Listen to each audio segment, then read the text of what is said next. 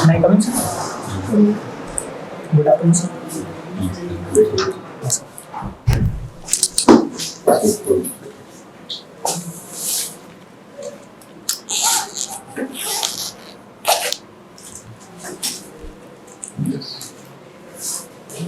आप अंकित जाखड़?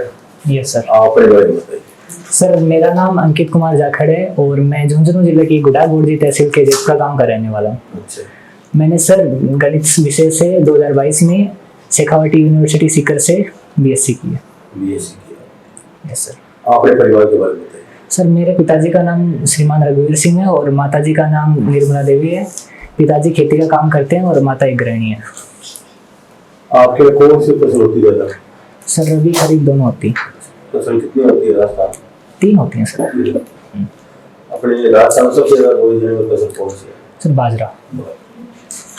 तो मोटा अनाज में कौन कौन से अनाज आते हैं? मोटा में सर ये फाइबर रिच अनाज आते हैं जिसमें बाजरा है, आपका मूंग है और इसके अलावा मक्का भी है। ये प्रधानमंत्री फसल बीमा योजना के बारे में बताइए। सर प्रधानमंत्री फसल बीमा योजना जो है वो किसी जो आपातकालीन ये जो अनावश्यक हो जाती है वर्षा वगैरह जो हो जाती है ना, अति वर्षा के कारण या फिर अकाल के कारण जब फसलों का नुकसान हो जाता है तो उसके लिए बीमा के रूप में दी जाती है सर, राशि दी जाती है, सहायता राशि। केसीसी के बारे में आपको जानते हैं? सर केसीसी का फुल फॉर्म होता है किसान क्रेडिट कार्ड और ये किसानों को लोन एक तरह का लोन ही है किसानों के लिए। अच्छा, इसकी ब्याज दर क्या लगती है इसमें?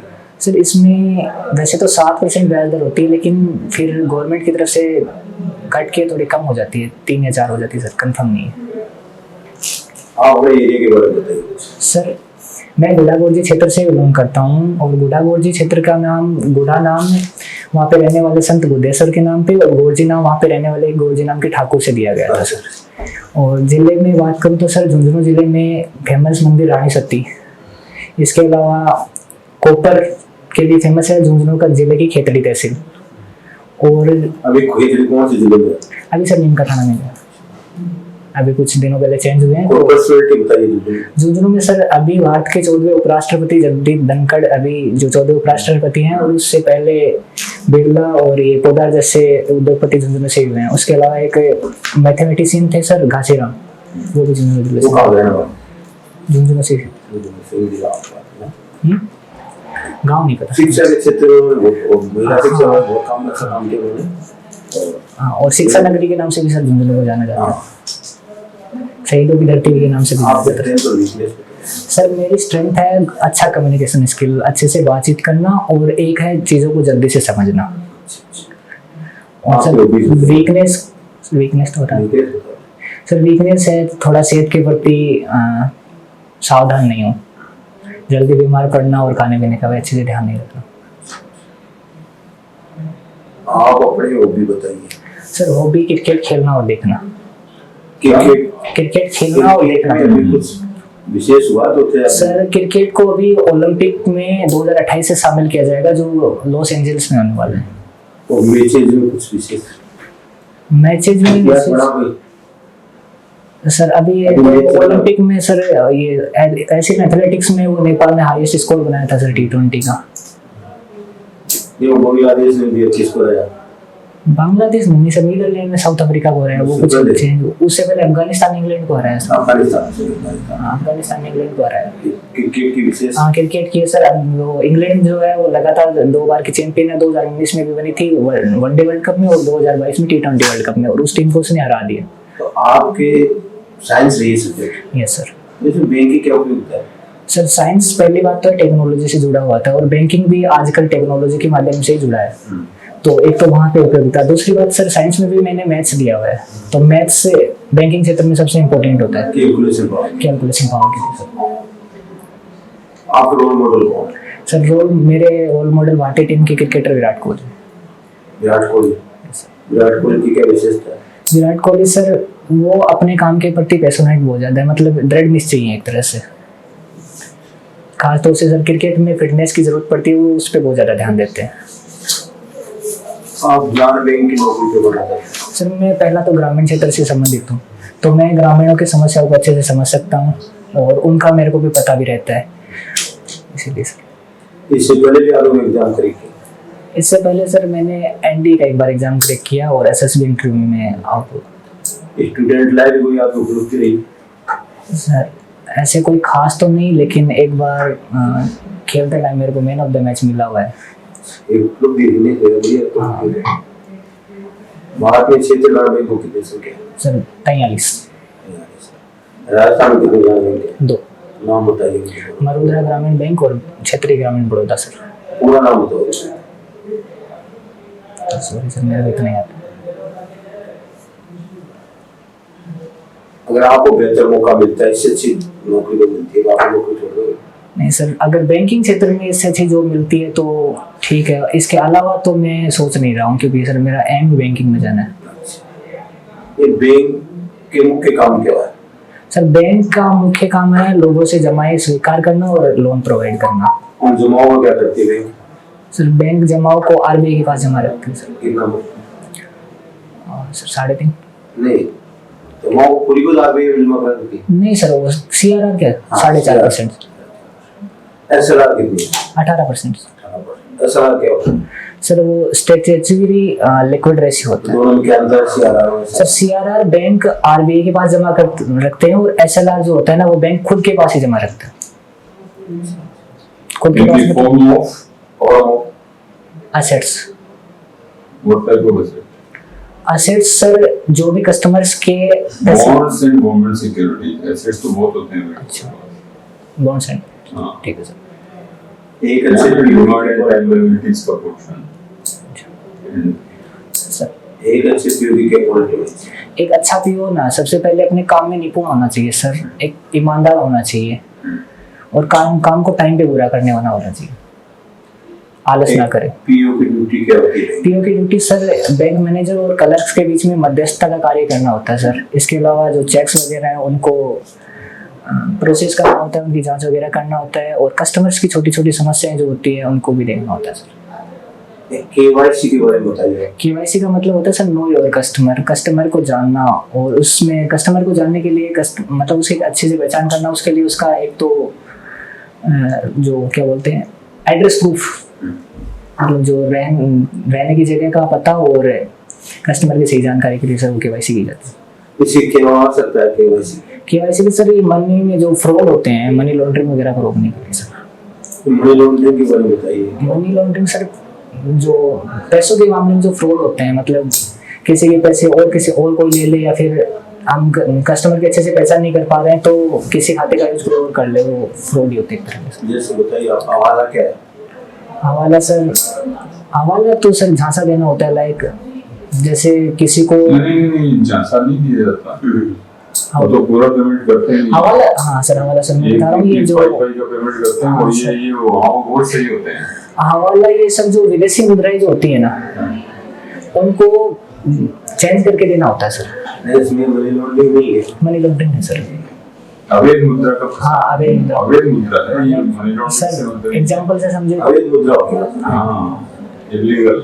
हाँ सर वही तो मनी लॉन्ड्रिंग है और क्या है। आईएफएससी कोड के बारे में। आईएफएससी कोड सर 11 डिजिट का एक कोड होता है, जिसमें पहले 4 अल्फाबेट होते हैं, उसके बाद में लास्ट के 4 जो है वो ब्रांच के कोड होते हैं, और 7वां अक्षर से इसमें 0 होता है।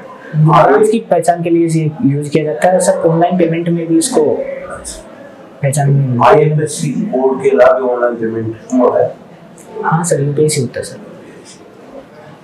आज के पेपर के न्यूज़पेपर के कहा जाता है? न्यूज़पेपर तो मैं मोस्टली टाइम्स ऑफ इंडिया पढ़ता हूँ, तो उसमें एक तो सर टेस्ला कार के बारे में दे रखा था। टेस्ला कार जो है कि अगर वो प्रॉमिस करती है कि वो इन फ्यूचर इंडिया के अंदर प्रोडक्शन करेगी टेस्ला कार का, तो इंडिया जो अभी इंपोर्ट ड्यूटी उस पर बढ़ा रखी है वो कम कर देगी गवर्नमेंट। और इसके अलावा सर एक यूएन ने जो अभी इजराइल और हमास के बीच में जो गाजा पट्टी पे वो एक हॉस्पिटल था, वहाँ पे जो शरणार्थी रह रहे थे, वहाँ पे वो मिसाइल हमले की जो हुई थी, तो उस पर राय देते हुए कहा कि ये किसी थर्ड पार्टी का काम हो सकता है। और सर ज़्यादा टाइम नहीं मिलता तो मैं हेडलाइन नहीं देख पाता हूँ फिर। ये वर्तमान में बैंकों के सामने क्या चुनौती है? सर एनपीए की चुनौती सबसे बड़ी चुनौती। एनपीए के बारे में। एनपीए सर होता है नॉन परफॉर्मिंग एसेट। ये सर बैड लोन्स होते हैं एक तरह के, मतलब जो लोन्स हैं जिनकी टाइम पे इंस्टॉलमेंट वगैरह नहीं आ पाती है वो लोन्स। 90 डेज के अंदर अगर इंस्टॉलमेंट नहीं आती है तो उस लोन को एनपी में डाल दिया जाता है सर। भारतीय रिजर्व की चार काम बता दीजिए। सर भारतीय रिजर्व बैंक का काम है एक तो मॉनेटरी पॉलिसीज को लागू करना ताकि इन्फ्लेशन है जो कंट्रोल में रहे। दूसरा है सर बैंकों को लाइसेंस प्रदान करना। तीसरा जो बैंक अगर कोई गलतियां करता है तो उन पे जुर्माना या ये लगाना।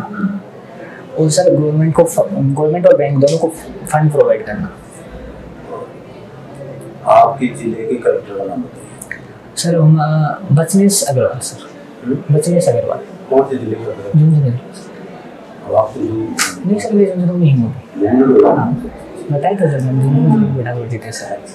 हाँ आपका एमएलए कौन है? हमारा एमएलए सर राजेंद्र सिंह हुड्डा है। हाँ आप अपने बारे में क्या सोचते हैं? सर मैं अपने बारे में हमेशा अच्छा ही सोचता हूँ। अगर मैं अपना काम अच्छे से मेहनत से करूँगा तो सफल जरूर रहूँगा। ठीक है। हाँ भी अंकित कुमार यस बोर्ड जी का अंतर होता है ये भी नहीं पता था। सर मैंने भी गूगल से देखा है, मेरे को भी पता नहीं था। ठीक है ये ना हाँ मैंने देख लिया सर अगली कि स्टूडेंट की यही पहचान होती है वो अंग्रेजी होना चाहिए। हाँ उसको पता रहना चाहिए मैं आप जानते हो उसके बारे में तो आपको पता हो। अच्छा अभी आप अपने देश की इकोनॉमी के बारे में क्या विचार है? इकोनॉमी के बारे में तो अभी तो अच्छी मतलब प्रोग्रेसिव स्टेप में है। इकोनॉमी अगर अच्छे मतलब प्रोग्रेसिव में है। प्रोग्रेस में है। हाँ अभी क्या डेवलपमेंट हुआ भारत से इकोनॉमी में? हम जो है वर्ल्ड इकोनॉमी में कहाँ है? चौथे नंबर पे है सर। चौथे पर तो नहीं है अभी तो पांचवें पर है सर, पांचवें पर सर। चार और कौन से होता है? चार पे सर एक तो यूएसए, चाइना, जापान और जर्मनी होगा सर। जर्मनी, इसके बाद इंडिया। और हमारे प्रधानमंत्री जी क्या कहते हैं? दो वो है कि अगर 7.6% से अगर हर साल ग्रोथ करते हैं तो लगभग 2070 तक हम सेकंड बन जाएंगे। 2070 तक 2030 तक से पहले 2027 में 3 नंबर पे आने की बात करते नहीं सर सेकंड की बता रहा हैं। हूँ, सेकंड पे नहीं थर्ड नंबर पे, सेकंड की बात नहीं कर रहे हैं। ये वो सर प्रेडिक्शन हुई थी कुछ टाइम पहले। प्रेडिक्शन तो और अच्छी बात है। हाँ वो अगर कंटिन्यू 7.6 पे ग्रोथ करते हैं तो होगी। 7 से अभी कितनी चल रही है जीडीपी? अभी नहीं पता सर, नहीं पता। वर्ल्ड बैंक क्या बोलता है? वर्ल्ड बैंक सर 6.4 बोलता है। हाँ कुछ दिन पहले चेंज किया शायद सर। 6.4 बोलता है, थोड़ा सा ज़्यादा ही बोलता है। 6.8 बोलता है वर्ल्ड बैंक, जबकि हम जो है कम बोल रहे हैं। ये देखिए ये हमारे लिए पॉजिटिव है कि नेगेटिव है? सर ये शायद सही है। हमारे लिए पॉजिटिव है ना भाई। यूएनओ यानी जो वर्ल्ड बैंक कहेगी नहीं आपको आपके पीछे से नंबर आएंगे और मैं कहता हूँ नहीं सर मेरे को नहीं आएंगे। हाँ तो this is good for you और नॉट? गुड है सर। यूएनओ के हेडक्वार्टर्स कहाँ है? यूएनओ के यूनाइटेड नेशंस हैं? नहीं सर मेरे को यूनाइटेड नेशंस ऑर्गेनाइजेशन, संयुक्त राष्ट्र संघ। आपने भी बोला ना यूएनओ जो इंटरवीन कर रहा है इसमें। यूएन हाँ कर तो रहा है सर। कर तो ऐसे जानकारी देने कोई बात नहीं, न्यूयॉर्क में है। लेकिन उसके अलावा उसकी बहुत सारी शाखाएं अलग अलग हैं। WHO है, आपका जो है ये बहुत सारे हैं। यूनिसेफ है जो चिल्ड्रन और उसके देखते हैं। WHO world health organisation. अभी कोरोना में आपने कुछ नाम नहीं सुना? WHO नहीं कोरोना में सुना था सर, पहले भी सुना हुआ है। आता है WHO WTO दोनों सुना है। ये आपने जैसे अभी अपना डिजिटल इंडिया का कुछ चल रहा है। हाँ सर डिजिटल इंडिया जो ऑनलाइन पेमेंट्स वगैरह को भुगतान, इससे भी फायदा हो रहा है सर। एक तो इससे फायदा ये है कि देखो आप जैसे नोट्स कम छपेंगे तो लागत का खर्चा बच जाएगा। एक तो लागत का खर्चा बच जाएगा। नोट्स छपने में बहुत ज़्यादा खर्चा आता है सर। हम अभी डिजिटल जो इसमें ट्रांजैक्शन में फर्स्ट पे है, सेकंड पे ब्राजील है सर। हाँ यस हम पेमेंट करवाना चाहिए ना। हाँ सर है ना। अच्छा इसमें जरा ये भीम क्या है? भीम के बारे में बताओ। भीम सर ये एक एप्लीकेशन है जो यूपीआई के इसका फुल फॉर्म क्या है मेरे से? भीम का मेरे को भी कोई नहीं याद है। Bharat interface for money transfer. Bharat interface for, ठीक है। एक IMPS भी होता है, IMPS इमीडिएट पेमेंट सर्विस होता है। Immediate payment services. हाँ। एक स्विफ्ट का नाम सुना आपने? किसका सर? स्विफ्ट स्विफ्ट तो एक सर संगठन है, स्विफ्ट संगठन है, सोसाइटी। सोसाइटी। Yes. कोई नहीं, अब थोड़ा सा इसको देख लेना। अच्छा, ये आरटीजीएस के हाँ सर, ये रियल टाइम ग्रोथ सेटलमेंट, क्या होता है इसमें? ये भी सर एक ऑनलाइन पेमेंट का जरिए ही है। IFSC कोड इसमें रिक्वायर होता है और इसकी मिनिमम लिमिट 2 लाख की है, मैक्सिमम कोई लिमिट नहीं है सर। तो फोन पे और इसमें क्या अंतर है? सर फोन पे में मिनिमम लिमिट वाला बताया ना मैंने, फोन पे में आप 1 रुपये से लेके कर सकते हैं सर। एक तो ये एक फोन पे UPI पे चलता है सर। तो उसकी लिमिट है हाँ और आरटीजीएस में लिमिट नहीं है। सर, मिनिमम 2 लाख है, मैक्सिमम नहीं है सर। मैक्सिमम क्या है? सर नहीं है सर, मैक्सिमम लिमिट नहीं है। मैक्सिमम मैक्सिमम भी आप जो है 10 करोड़ पेमेंट करने नहीं कर पाओगे। कितनी है सर मैक्सिमम? हैं? 2 करोड़ है, 2 करोड़ है। उसके बाद फिर आपको परमिशन लेनी पड़ती है। कैसा? उसके बाद फिर आपको इन्फॉर्म करना होता है कि नहीं आप कर सकते हैं, ठीक है ना। और ये नेफ्ट में सर मिनिमम लिमिट तो है नहीं। नेफ्ट की फुल क्या है? National electronic fund transfer. RTGS में क्या डिफरेंस है? आरटीजीएस में सर एक तो मिनिमम लिमिट वाला है, नेफ्ट में मिनिमम लिमिट नहीं है और उसमें है। और सर नेफ्ट में कुछ टाइम लगता है, आरटीजीएस उसी टाइम हो जाता है। आरटीजीएस जो है उसी टाइम हो जाता है। सेटलमेंट और ग्रॉस सेटलमेंट का रियल टाइम में तो सर उसी समय हो जाता है। नेफ्ट जो है फिर बेचेज में होता है। हाँ टाइम। ठीक है ना। इसको आप अभी चार्ज कर सकते हैं क्या? RTGS NEFT. RTGS sir day time में होता है। हैं? ध्यान नहीं सर, आई डोंट नो। मेरे को नहीं है सर। अब 24 आवर्स का होगा। 24 आवर्स हो गए। अच्छा सर। ये भी राज्य सरकार के अच्छे कदम है। आप इस बात से सहमत हैं? हाँ सर, अच्छा कदम। इस बात से सहमत हैं ना? बिल्कुल कितनी सुविधा हो गई इसमें जो है बैंकिंग में काम, बैंकिंग का एक जिसको ट्रांसफॉर्मेशन स्टेज बोलते हैं। आपने प्राइवेटाइजेशन, लिबरलाइजेशन और ये सब सुना है क्या? सर प्राइवेटाइजेशन सुना है। प्राइवेटाइजेशन सुना है। अच्छा प्राइवेटाइजेशन क्या मतलब है? सर ये जो विदेशी निवेश है ना उसको बढ़ाते हैं। बस 51% जो है वो मिनिमम रखते हैं गवर्नमेंट का। अच्छा, तो वो एक तरह से गवर्नमेंट के लिए काम करता है और वो बाहर से पैसे आ जाते हैं। तो ये प्राइवेटाइजेशन जो है, जैसे कुछ लोग विरोध भी करते हैं इसका, आपका क्या विचार है? सर मेरे हिसाब से सही है सर। गवर्नमेंट करती है तो सोच समझ के करती है सर। गवर्नमेंट करती है तो सोच समझ के करती है सर। बहुत अच्छा। देखिए ऐसा है, कोई भी जो डिसीजन लिया जाता है वो नेशनल इंटरेस्ट में लिया जाता है, समझ रहे ना। जब बैंकों के मर्जर के बारे में आपको क्या ख्याल है? सर बैंकों का मर्जर भी मेरे हिसाब से सही है। एक डूबती हुई बैंक है तो उसका अगर मर्ज किया जाएगा तो वो भी फायदा हुआ है। सर कहीं ना कहीं फायदा होता है। फायदा बहुत हुआ होता है सर। एक साइबर क्राइम के बारे में बता दीजिए। साइबर क्राइम सर एक तरह की ऑनलाइन फ्रॉड है सर। जैसे ऑनलाइन किसी भी तरह की लिंक्स वगैरह भेज के किसी के अकाउंट से पैसे वगैरह निकालना, ये भी एक तरह का साइबर क्राइम होता है सर। बस ये तरीका है कि एक ऑनलाइन फ्रॉड है और इसलिए इसको साइबर क्राइम बोलते हैं।